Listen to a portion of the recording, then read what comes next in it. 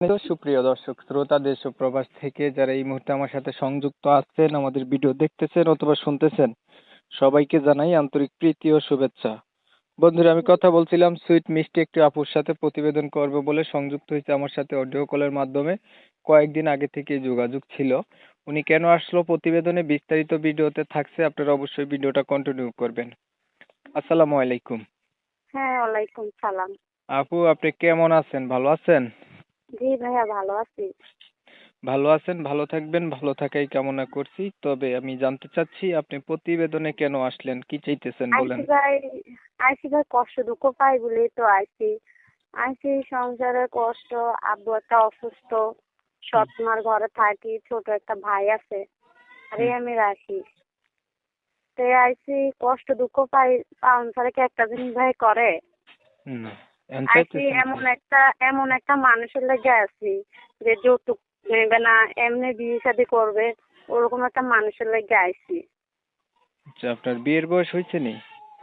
অবশ্য বিয়ের বয়স হয়েছে দেখেই তো প্রতিবেদনে আইছি। আপনি সৎ মায়ের কাছে থাকেন, নিজের মা নাই? না না, নিজের মা অনেক আগে মারা গেছে। তখন আমার আব্বু বিয়ে করছে, বিয়ে করার পর অসুস্থ অসুস্থ হয়ে গেছিল। হুম, তারপর আমার আম্মু মানে বিয়ে করছে, বিয়ে করার পর অসুস্থ হয়ে গেছে। তারপর একটা ভাই এসে, ভাইকে আমি রাখি, ছোট এখন ভাইকে। এখন আম্মু আপনার বাসায় বাবা কাজ আছে? করে। হ্যাঁ আছে, অসুস্থ, উঠতে পারে না, কাজ কাম করতে পারে না। আচ্ছা, আপনার বিষয়টা আমি ক্লিয়ার করি। প্রিয় দর্শক শ্রোতা, আপনারা শুনছিলেন এই আপুটি প্রতিবেদনে আসছে ভালো একটা মানুষ চাচ্ছে, যেহেতু তার নিজের মা নাই, সৎ মায়ের কাছে থাকে, আর তার বাবা আছে অসুস্থ। অসুস্থ হলে কোনো জি ব্যক্তির দাম থাকে না, সেটা জানেন। এখন হয়তো তার মার কথাই সবকিছু চলে, এর জন্য হয়তো বা তাদেরকে যোগ জিজ্ঞাসা করে না।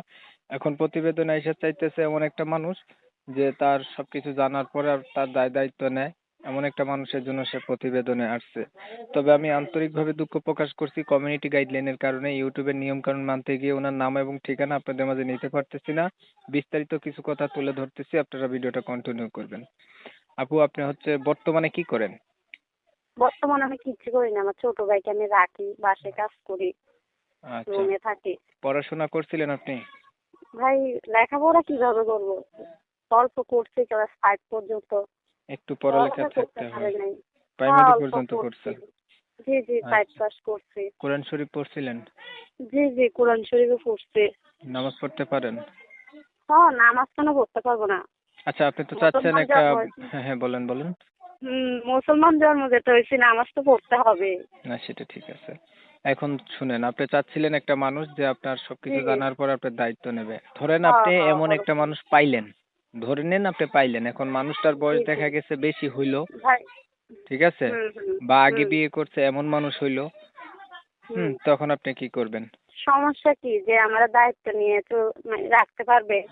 হুম, সমস্যা বয়স দিয়ে ভাই কিচ্ছু হয় না, ঠিক আছে? হুম। মানে বয়স এটা যেমনই হোক, দিতে বয়স কোনো ব্যাপার না, আপনার যেমনই পাশে হোক, থাকবে, বয়স আপনার কোনো দায়িত্ব ব্যাপার না। নেবে। সে এরকম একটা মানুষ চাই আমি। এমন একটা মানুষ হইলে আপনি তাকে জীবন জি সাথী করবেন। জি জি। আচ্ছা, আর কিছু বলবেন? না না, আর কিছু বলবো না। ধন্যবাদ, আপনি আচ্ছা। ভালো থাকবেন। হ্যাঁ, দর্শক আচ্ছা, শ্রোতা, আসসালামু দেখতে আলাইকুম। দেখতে আমরাও ভিডিওর শেষ প্রান্তে চলে আসছি। উনি চাচ্ছে এমন একটা মানুষ, আপনারা শুনছেন, যে ওনার পাশে থাকবে, দায়িত্ব নেবে, এমন একটা মানুষের আচ্ছা। জন্য উনি প্রতিবেদনে আসছে। আমি ওনার কথা আপনাদের মাঝে তুলে ধরার চেষ্টা করছি, আপনারা শুনছেন। শোনার পরে যাদের কাছে ভালো লাগছে চাইলে ওনার সাথে যোগাযোগ করবেন।